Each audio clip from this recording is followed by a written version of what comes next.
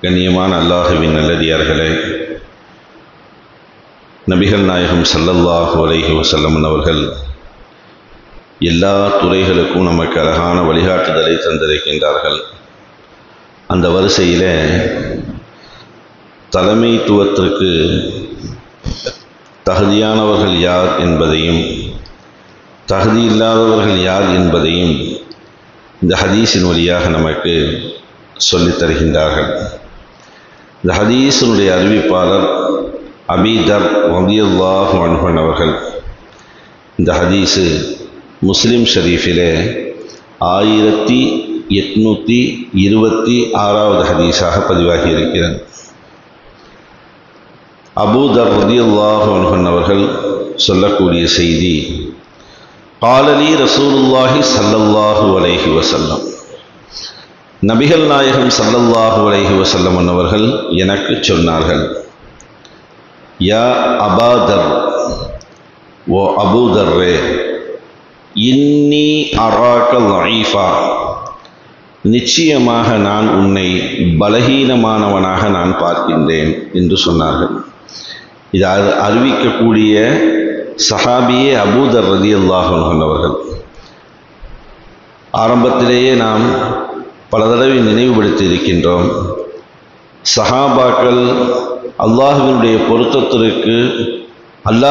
பொருத்தத்தை பெற்றதற்குண்டான மிக முக்கியமான பல்வேறு காரணங்களில் ஒரு காரணம், தனக்கு எது நடந்தாலும் அதை பகிரங்கமாக அதை சொல்லிவிடுவார்கள். ரசூலுல்லாஹி ஸல்லல்லாஹு அலைஹி வஸல்லம் அவருடைய சமூகத்தில் எது நடந்தாலும் சரி, அது குறையோ நிறையோ, தனக்கு அது பாதகமோ சாதகமோ எப்படி இருந்தாலும் சரி, அதை பகிரங்கப்படுத்தி அதை ஹதீஸாக அவர்கள் அறிவித்து விடுவார்கள். பொதுவாகவே இன்னைக்கு நான் பலகீனமானவன் அப்படின்ட்டு ஒரு மனிதன் சொல்லுவானா? சொல்ல மாட்டான். தன்னிடத்தில் இருக்கக்கூடிய குறைகளை ஒரு மனுஷன் சொல்லுவானா? சொல்ல மாட்டான். அதை மறைக்க வேண்டும் என்று தான் பார்ப்பான். ஆனால் சஹாபாக்கள் அப்படியே நேர்முரண். தன்னிடத்தில் எது இருந்தாலும் சரி, அதை ரசூலுல்லாஹோடு சம்மந்தப்படுத்தி நடக்கக்கூடிய நிகழ்வுகளையும் சரி, அதல்லாத நிகழ்வுகளையும் சரி, வெளிரங்கமாக அவர்கள் வெட்கப்படாமல் அவர்கள் போட்டு உடைத்து விடுவார்கள்.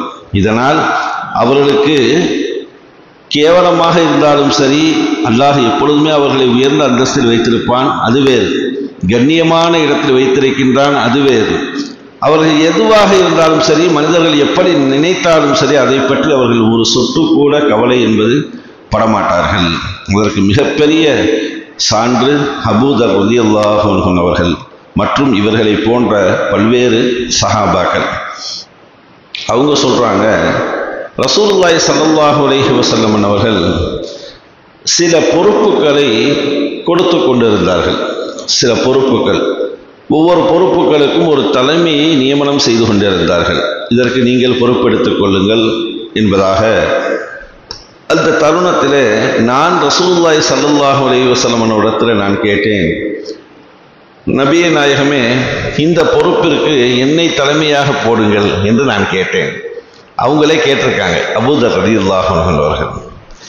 அப்பொழுதுதான் ஸல்லல்லாஹு அலைஹி வஸல்லம் அவர்கள் சொல்லுவார்கள், அவருடைய கையை லேசாக தட்டிவிட்டு, நபி ஸல்லல்லாஹு அலைஹி வஸல்லம் அபூ தர் ரலியல்லாஹு அவங்களுடைய கையை லேசாக தட்டி விட்டுட்டு அவங்க ஸல்லல்லாஹு அலைஹி வஸல்லம் சொல்லுவாங்க, இன்னி அராக லைஃபா, அபூ தர்ரே, உங்களை நான் பலகீனமானவராக நான் பார்க்கின்றேன். காரணம் என்ன தெரியுமா? பொறுப்பு என்பது அது ஒரு அமானத். அதை மிகச் சரியாக பாதுகாக்க வேண்டும். அது மட்டுமல்ல, அந்த பொறுப்பு என்பது நாளை கியாமத் நாள் அன்று ஹிஸியுன் வ நதாமா என்று ஸல்லல்லாஹு அலைஹி வஸல்லம் ஒரு ஹதீஸில் சொல்றாங்க. என்பதனுடைய பொருள் என்ன? அது ஒரு இழிவான, ஒரு வேதனையை தரக்கூடிய, ஒரு நஷ்டத்தை தரக்கூடிய, ஒரு மனவேதனையை தரக்கூடிய ஒரு பொறுப்பாக அது இருக்கிறது. மறுமையில் அல்லாஹ் அந்த பொறுப்பு குறித்து அல்லாஹ் கேட்பான். அதுதான் மிகப்பெரிய கேள்விகளில் நிறைய பேர் கியாமத் நாளில் மாற்றுறது இதில் தான். பொறுப்பை எடுத்துட்டு மிகச்சரியாக அவங்க செய்யலை, தவறிட்டாங்க அப்படின்னா அதில் மாட்டிக்கிடுவாங்க. அல்லாஹ் கேட்கக்கூடிய கேள்வி. அதை ஸல்லல்லாஹு அலைஹி வஸல்லம் சொல்கிறாங்க, அது பெரிய ஒரு கவலையை ஏற்படுத்திவிடும், ஒரு நஷ்டத்தை உங்களுக்கு கொடுத்துவிடும். அந்த தகுதியை நீங்கள் என்ன செய்ய மாட்டீங்க, பெற மாட்டீங்க. அந்த தலைமைத்துவம் உங்களுக்கு இல்லை என்பதை ஸல்லல்லாஹு சொல்ல வர்றாங்க. இன்னி அராக்க ضعيفا, உங்களை பலகீனமாக நான் பார்க்கின்றேன் என்றாலும் அந்த நேரத்தில் அப்படி ஸல்லல்லாஹு அலைஹி வஸல்லம் சொன்ன உடனே எதிராக இருக்கக்கூடிய அவர் மனவேதனை, கஷ்டம் ஒரு சொட்டு கூட பட்டுவிடக்கூடாது என்பதற்காக வேண்டி அடுத்த ஒரு வார்த்தையை சொல்லுவாங்க ஸல்லல்லாஹு அலைஹி வஸல்லம், வஇன்னி உஹிப்பு லக மா உஹிப்பு லினஃப்ஸி. அபூதர், நான் என்னுடைய மனசுக்கு எதை நான் பிரியப்படுகின்றேனோ, நான் எதை பிரியப்படுகின்றேனோ அதை அப்படியே உனக்கும் நான் பிரியப்படுகின்றேன் என்று சொன்னார்கள். எனக்கு எதெல்லாம் பிடிக்குமோ எதெல்லாம் உனக்கு நான் பிரியப்பட்டு வாங்கி தருவேன் நம்ம சொல்லுவோமா இல்லையா? அந்த வார்த்தையை ஸல்லல்லாஹு அலைஹி வஸல்லம் சொல்றாங்க, நான் பிரியப்படக்கூடியதை உனக்கு நான் பிரியப்படுறேன் அப்படின்ட்டு ஒரு ஆறுதல் படுத்தி விட்டு அடுத்து சொன்னார்கள் ஸல்லல்லாஹு அலைஹி வஸல்லம், லா தஅம்மரன்ன அலஸ்னைனி, 2 நபர்களுக்கு நீ அமீராக, தலைவராக பொறுப்பெடுக்க வேண்டாம் என்று சொன்னார்கள். 2 அல்லது அதை விட தாண்டியோ நீ பொறுப்படுத்திக் கொள்ள வேண்டாம். வலா தவல்லைன மால யதீமின், யதீம்களுடைய பொருட்களுக்கு நீ அந்த பொருட்களை பாதுகாக்கக்கூடிய அந்த பொறுப்பாளராகவும் நீ பொறுப்படுத்திக் கொள்ள வேண்டாம், தலைமைத்துவத்தை நீ எடுத்துக்கொள்ள வேண்டாம் என்று ரசூலுல்லாஹி ஸல்லல்லாஹு அலைஹி வஸல்லம் அவங்க எனக்கு சொன்னார்கள் என்ற செய்தியை அபூதர் ரலியல்லாஹு அன்ஹு அவர்கள் அறிவித்து தருகின்றார்கள். கண்ணியமான பெருமக்களே, பொறுப்பு என்பது மிக மிக ஒரு பொக்கிஷமான ஒன்று. அது ஒரு அமானத்.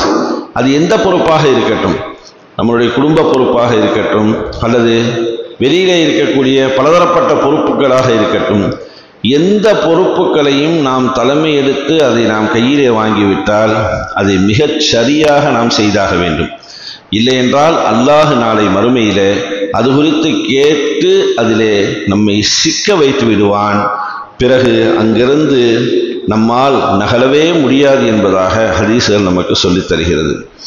உமர் ரலியல்லாஹு தஆலா அன்ஹு அவர்கள் எண்ணெய் பங்கீடு செய்துவிட்டு மக்களுக்கெல்லாம் அரசாங்கத்தின் மூலியமாக கோதுமை, அதனுடைய மாவுகள், எண்ணெய் போன்ற தானியங்களை எல்லாம் அரசாங்கத்தின் மூலியமாக கொடுப்பாங்க உமர் ரலியல்லாஹு தஆலா அன்ஹு. அதே வரிசையில் எண்ணெயை கொடுத்து கொண்டிருக்கின்ற பொழுது அந்த எண்ணெய் டின்னை முழுவதுமாக ஊற்றியதற்கு பிறகு காலி டின்னை தூக்கி வரிசையாக ஒதுக்குவாங்க, வரிசையாக தூக்கி போடுவாங்க. எண்ணெய் ஊற்றிட்டோம்னா அந்த டப்பாவையும் அந்த கவரையும் நம்ம என்ன செய்வோம், தூக்கி கீழே போடுவோமா இல்லையா? அது மாதிரி அந்த டின்னை கம்ப்ளீட்டாக முடிச்சதுக்கு முன்னாடி வரிசையாக அந்த டின்னை தூக்கி என்ன செய்வாங்க, பக்கத்தில் போடுவாங்க. உமர் ரலியல்லாஹு தஆலா அன்ஹு அவர்களுடைய மகனார் அருகிலே நின்று கொண்டிருப்பார். அவர் ஒரு விளையாட்டு பிள்ளை.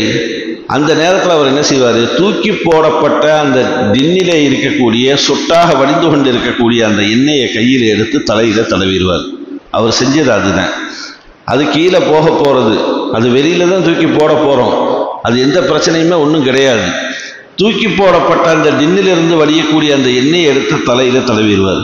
இதை பார்த்துட்டு இருந்த உமர் ரலியல்லாஹு தஆலா அன்ஹு அவங்க உடனே மகனை அழைத்து அனைவர்களையும் ஒன்று கூட்டி சொல்லுவார்கள், பைத்துல் மாலுக்கு, ஏழைகளுக்கு சொந்தமான அந்த எண்ணெய் டின்னிலிருந்து உங்களுடைய அனுமதி இல்லாமல் என்னுடைய மகன் ஒரு சொட்டு 2 சொட்டுக்களை எடுத்து தன்னுடைய தலையிலே தடவி விட்டார்.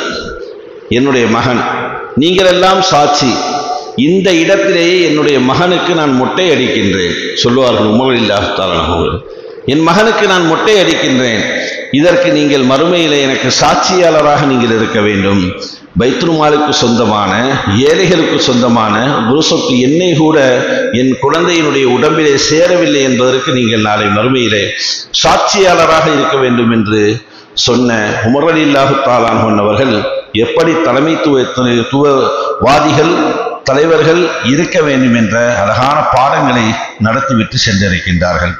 ரசூலுல்லாஹி ஸல்லல்லாஹு அலைஹி வஸல்லம் அவர்கள் அதைத்தான் சஹாபாக்களுக்கு கற்றுக் கொடுத்தார்கள். பொறுப்பு என்பது கேட்டு வாங்கக்கூடாது. நம்மளுடைய பொறுப்புகள் எதுவாக இருந்தாலும் சரி, எனக்கு அந்த பொறுப்பை கொடுங்கன்னு நமக்கு கேட்டு வாங்கக்கூடாது.